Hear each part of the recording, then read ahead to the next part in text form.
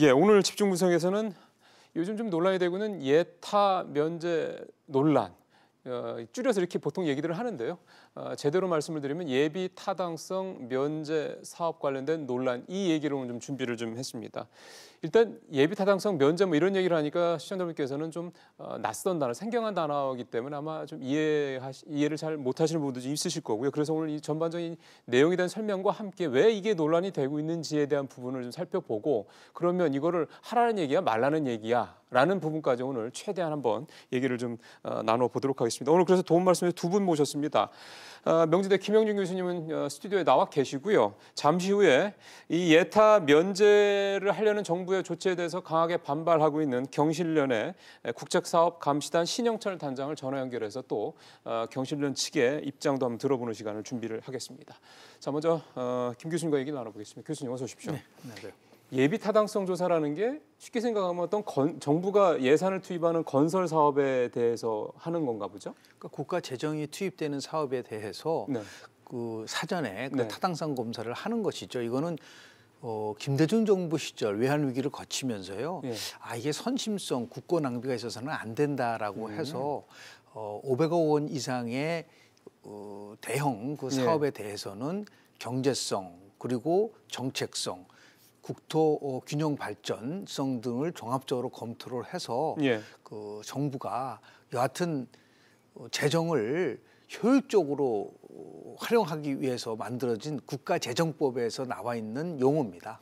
쉽게 생각하면 세금 함부로 못 쓰게 그렇습니다. 하는 걸 막기 위한 그런 조치다.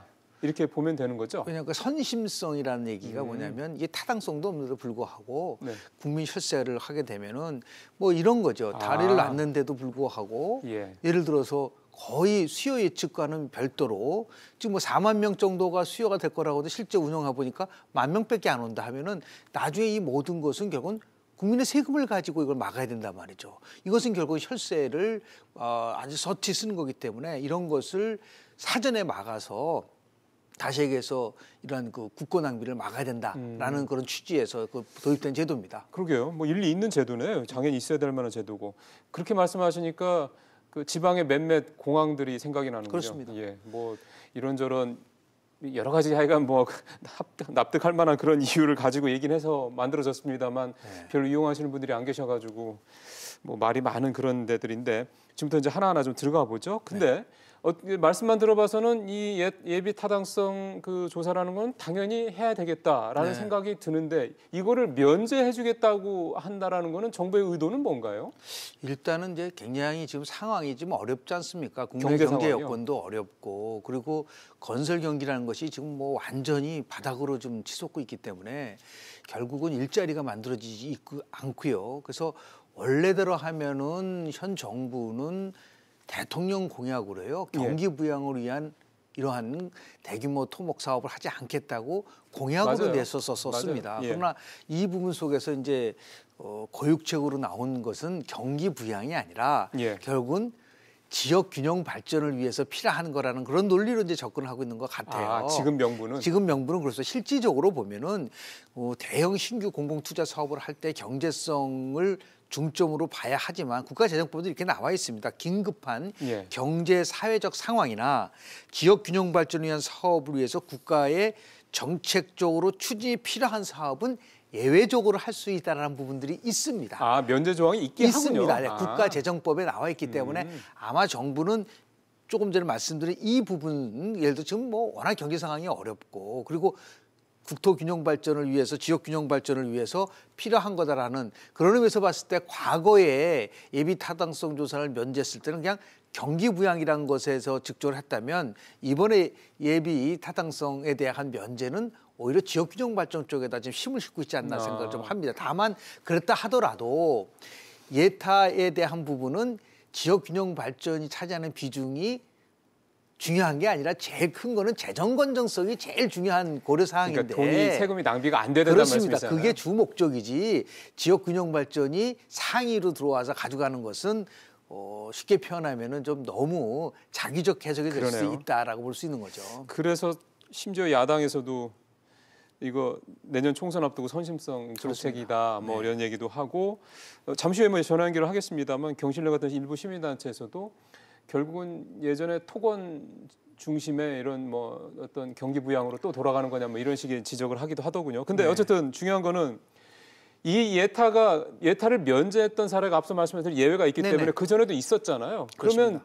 예타를 면제해서 효과를 봤던 정책, 우리 시청자분들께서 혹시 좀 이해하실 만한 사례가 제가 저 공부를 한 바로는 호남 고속철 사례를 대표적인 예로 들더군요. 이거는 그러니까 예타 면제를 해서 효과를 봤다라는 건데 그럼 예타 면제 중 어떤 효과를 봤다라는 겁니까? 일단은 좀 효과를 보는 부분보다는 오늘의 초점이라는 것은 보면은 이게 1999년에 도입이 돼서 작년 2017년까지요. 예.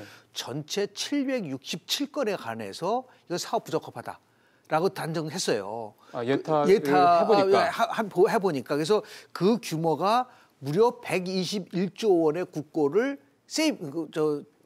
막은 겁니다. 손실을 막았다. 예, 손실을 막았다. 그런데 뭐 예외적으로요. 아까 조금 전에 말씀드린 것처럼 예타 면제를 했는데도 생각보다 훨씬 더 지역 균형 발전이라든지 경제 효과가 도움이 됐다라는 것이 있을 수는 있지요. 전혀 없을 수는 없지 않겠습니까? 예. 그래서 원래는 경제성이라는 거는 이제 이 비용과 편익이 1.0 이상이 됐을 때만 하지만 그럼에도 불구하고 꼭 경제성만 보는 것이 아니라 정체성이라든지 지역균형 발전을 종합적으로 0.5 이상이 됐을 경우는 추진할 수 있도록 돼 있습니다. 그러니까 아마 조금 전에 그 예시를 들었었던 거는 뭐냐면 아마 조금 면제를 했지만은 그보다 훨씬 더 위에 선에서 수익을 가져올 수 있다는 부분들도 있지만 문제는 뭐냐면 지금 정부가 추진하는 거는 17개 광역단체장에 한 건씩 하라. 그것도 논란이 되고. 그것도 논란이 되고 그러면 그 규모가 한 33건 정도 되는데요. 예. 그게 규모가 한 70조 원 정도 된단 말이에요. 그러니까 어떠한 특별한 분야에 있어서 아주 예외적으로 하는 것이 아니라 전국을 상대로 해서 마치 선심 쓰는 식으로 해서 또 문제가 되고 저 야당이 주장하고 있는 거는 뭐냐면 대통령과의 관계가 좋은 광역단체장에다가 너무 많이 이 부분 속에서 예타 면제를 하면서 오히려 특혜를 주는 게 아니냐. 그러게요. 그러한 비판을 하는 부분들이 있어서 저는 당연히 예외를 둘 수 있는 규정이 있기 때문에 하더라도 이렇게 전체적으로 전국을 상대로 해서 하는 것은 문제가 있을 수 있다라는 말씀을 좀 드립니다. 그러게요. 아, 이게 그러니까 예타 면제라는 거에 대해서 하는 것 자체가 문제라기보다는 오히려 뭐 하나씩 나눠 먹기 식으로 판단. 이게 지금 논란의 이제 핵심이다. 이제 이 말씀이 되는 건데요. 지금 이제 교수님 말씀은 이제 그렇고요. 앞서 제가 예고드린 대로 경실련에 신영철 이 사업단장과 좀 통화를 해서요. 경실련에서 반대하는 이유는 뭔지 조금 더 자세히 들어보도록 하겠습니다. 단장님 안녕하십니까? 네, 안녕하십니까? 예, 반대하시는 이유를 좀 설명을 해주시죠. 그걸 하려면 먼저 그 예비 타당성 조사 제도가 도입된 배경을 잠깐 설명을 해야 되는데요. 그러시죠. 예. 이게 그 아시다시피 1999년 3월에 당시 공공건설공사 효율화 종합대책으로 나왔어요. 근데 그 종합대책을 했던 이유가 뭐냐면 IMF 직후라서 예산을 좀 더 효율적으로 쓰자. 근데 당시에 공공건설공사 상당히 비효율적이라는 것은 지금도 마찬가지예요. 그러면서 효율화하면 어떻게 되냐면 20% 예산 절감을 목표로 만든 거예요. 그래서 99년 4월 달에 당시 예산 회계법에 바로 도입됐는데요.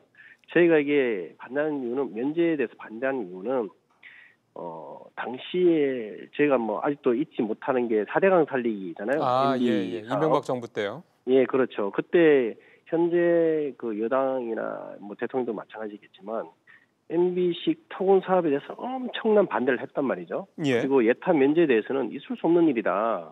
예산 함부로 어떻게 이렇게 쓸 수 있느냐라고 했는데 지금 현 정부는 오히려 그보다 더 나아간 정도라서 그 부분은 정말 전 상식적으로 좀 이해하기 어려운 부분이고요. 예.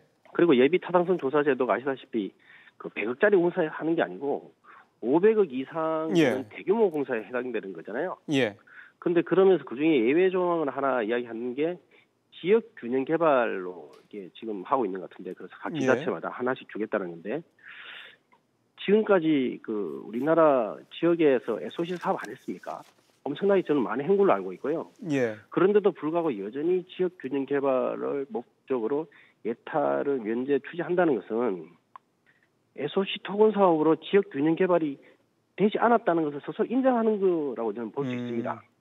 그런데 또다시 그 지역 균형 개발에 대한 명분으로 당시 BJ 정부를 개선하겠다는 현 정부에서 MB보다 더 나간 토건 마인드로 예. 지역 균형을 이거 말도 안 되는 이걸 가지고 예비 타당성 조사 제도를 면제시키겠다. 이 부분은 정말 납득하기 어렵죠. 그 지금 참 경실련에서 그 반대를 하시면서 내놓은 자료를 제가 좀 갖고 있는데 보니까 예. 서울부터 제주까지 17개 단체 광역자치단체에서 61조 2,500억 정도의 이제 이 예타 면제 사업을 요청을 한 거가 이제 나와 있는데 지금 쭉 있습니다. 뭐 고속도로도 있고요, 뭐 운동장 건립도 있고요, GTX 비건설 사업 등등도 있고 쭉 있는데요. 그러면 지금 이 내용들을 다 보셨을 텐데. 이 내용들을 다 문제가 있다라고 보시는 건지 아니면은 나눠 먹기식으로 이렇게 광역단체 하나씩 주는 이 부분에 대해서 문제가 있다라고 보시는 건지요? 그러니까 저희들이 하나하나 개별 사업이 다 문제 있다 이걸 하지 말자는 말이 아니고요. 저희들 하되 그 당시에 99년도에 했던 공공성 효율화 종합대책의 모토가 뭐냐면 합리적이고 체계적으로 사업을 철저하게 확립해서 준수하겠다는 거였습니다. 그래서 그때 응합했던 게 뭐냐면 어떤 지역의 수건 사업이라는 명분으로 대규모 예산이 낭비되는 일을 막겠다는 취지였거든요. 그래서 저희들은 뭐냐 예비 타당성 조사가 면제가 아니라 필요한 사업이면 절차를 반드시 거치라는 거죠. 거치고 난 다음에 국민적 동의는 어떤지 그리고 그 사이에서 그 추가적으로 더 필요한 부분이 있다면 그렇게 절차를 거치는 게 맞는 거지. 현재 법으로 정해진 그 절차를 무시하면서 사업을 추진하겠다는 것 자체는 그분은 용납할 수 없는 거고 지금 이런 사업이 가장 문제는 뭐냐면 지금까지 대규모 SOC 사업 같은 경우는 예타 다 진행하고 본 타당성 조사를 다 통과해서 된 사업들이 거의 대다수입니다. 그렇죠. 근데 그런 사업들이 운영 단계에서 과연 그 경제성을 확보하고 있느냐도 이건 다시 되짚어 봐야 될 문제거든요. 그렇죠. 근데 이걸 하지 않은 상태에서 이 주문구구식으로 사업을 추진하게 되면 그 결과는 불보듯 뻔한 것은 누구나 알 수 있거든요. 근데 이게 그 대규모 국제 사업이 만들어 놓고 그냥 끝나는 게 아니라 유지 관리와 운영 단계에 또 비용이 또 들어가게 돼 있습니다. 그 비용은 누가 부담해야 될 거냐고요. 결국 우리 자식 세대가 그 불필요한 어떤 시설물들을 운영하면서 불필요한 돈을 세금을 낭비를 해야 된다는 부분인데 이것은 부모 세대로서는 있을 수 없는 제약을 저지르는 거거든요. 그래서 저희로서는 반대 안 할 수 없는 그런 상황입니다. 알겠습니다. 단장님 오늘 말씀 잘 들었습니다. 네, 감사합니다. 지금까지 경실련의 국책사업감시단 신영탈 단장과 얘기를 좀 나눠봤습니다. 이제 다시 김영준 교수님과 좀 얘기를 좀 마무리를 좀 해보도록 하겠습니다. 정부가 다시 이를테면 좀 시민단체 주장하는 대로 토건식의 경기부양책으로 회귀한다 이런 건 차치 좀 하고요. 이 예비 타당성 조사를 면제한다라는 게 시일에 촉박하다든가 이런 부분들도 좀 감안해야 되지 않을까? 예를 들어 GTX B 같은 경우가 대표적인 예가 될 것 같습니다. GTX B라는 게 이제 인천 송도에서 시작해서 경기도 남양주시 마석까지 약 80km 정도인데요. 이 굉장히 긴 건데 지금 면제를 하려고 한다는 국토부의 얘기는 뭐냐면 이제 수도권에 동서를 연결하는 거기 때문에 상당히 도시교통망을 만드는 데서 중요하다라고 해서 아마 이제 면제를 하는 것 같아요. 그러나 예비 타당성 조사에서 실질적으로는 처음에 부정적이었잖아요. 사업성이 약하다는 얘기를 했다란 말이에요. 그러면 이것을 만약에 하게 되면 어떤 일이 벌어지냐면 모든 과학단체장들도 왜 그러면 우리는 안 해주느냐라고 하는 오히려 지역 갈등을 굉장히 유발할 수가 있어요. 또 하나는 뭐냐면 공교롭게도 인천시장의 박남시장이 대통령과의 관계가 굉장히 좋다라는 거가 이게 친문 과학단체장들한테만 특혜 주는 거 아니냐. 지금 예를 들어서 경남도 보면은 이 내륙철도 같은 경우가 약 5조 3천억 정도가 소요가 되는데 이번에 B노선 같은 경우도 GTX B노선 보면 5조 9천억 정도를 지금 생각을 하고 있단 말이죠. 이게 이제 다른 데와 비했을 때 너무 크게 이렇게 해서 특혜를 주는 거 아니냐. 이렇게 되면은 오히려 예비 타당성에 대한 것이 지역 갈등을 유발할 수 있는 충분한 잠재적인 리스크 요인이 있을 수 있는 겁니다. 그래서 이 부분에 대해서 지금 시민단체에서는 다른 물론 이제 건전성에 대한 문제가 가장 중요하지만 부수적으로 이혼 문제도 따라 나올 수밖에 없다라는 그런 것을 지적할 수밖에 없는 거죠. 말씀하셔서 진짜 저도 보니까 인천의 이 GTX 사업이 5조 9천억으로 네. 제일 이번에 크습니다. 신청한 것 중에서 제일 규모가 네. 크고요. 그 다음에 경남이 5조 3천억 김천, 거제, 남부 네. 내륙철 또 5조 3천억 이게 그 다음이 크군요. 그러니까 결국은 사업의 필요성이 있느냐 없느냐 이 부분도 물론 중요하지만은 이걸 했을 때 그 뒤에 부분 아까 우리 신단장님도 얘기했지만은 정말로 효율적인 예산 집행이 될 만한 사업이냐에 대한 부분 냉정한 평가 그렇습니다. 이게 있어야 된다는 건데 왜냐하면, 지금 상황에서는 그런 거에 대한 냉정한 평가 이런 부분들이 좀 미흡하다라고 좀 보시는 거죠. 왜냐하면 조금 전에 말씀드린 것처럼 좀 상황이 굉장히 경기 상황이라는 것이 아주 막 곤두박질하고 있는 부분들이 네. 있기 때문에 네. 또 일자리를 만들 때 전통적으로 보면은 이 SOC 사업을 통해서 일자리가 많이 만들어지거든요. 사실은 IT 이런 쪽보다는 이제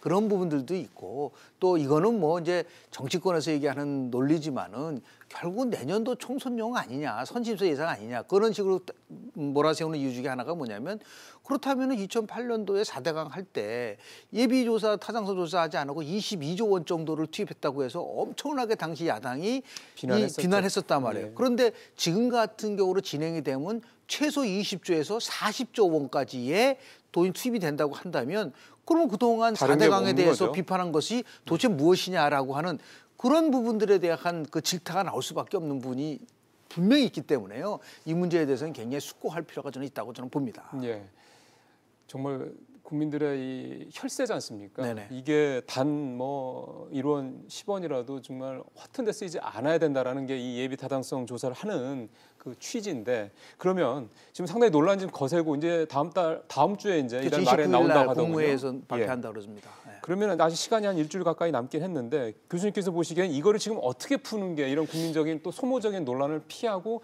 그래도 혈세가 그래도 효율적으로 집행이 될 수 있도록 이거를 유지할 수 있을까요? 그런데 벌써 그 시가 날아가 버린 거예요. 화살의 시가. 아.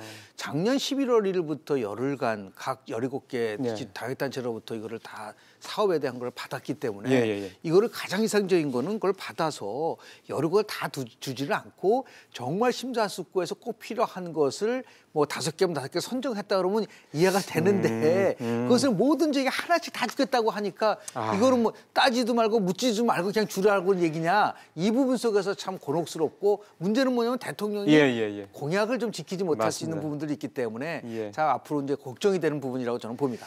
그러게요. 참 알겠습니다. 교수님 말씀 잘 들었습니다. 네, 고맙습니다.